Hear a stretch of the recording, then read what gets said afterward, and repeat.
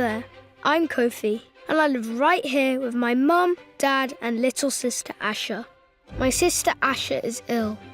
Some of her blood cells aren't healthy, and she needs to replace them with healthy ones.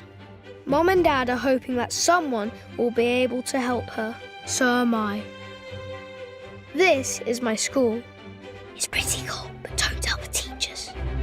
Oh no. Noah looks sad right now. Nobody seems to be playing with him. Amira is kind. Look, she's helping Noah. And now they're both having fun. Uh-oh, Olivia's hurt herself. Luckily, Miss Khan is helping her. She's already feeling better. Look, there's Floyd's grandma, Mrs. Williams. She sometimes comes to school to read to us. And that's Rudy. He lives on my street. He's helping Mrs. Williams to cross the road. See that van? It's transporting blood from people who gave it or donated it to people who need it. Giving blood is a way that adults can help people who are sick or injured. Look, Asha's back at school. A lady called Layla has been able to help her. Layla donated something called bone marrow to her.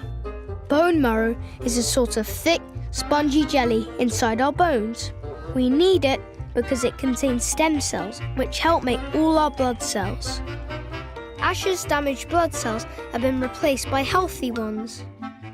When I'm old enough, I want to help just like Layla did.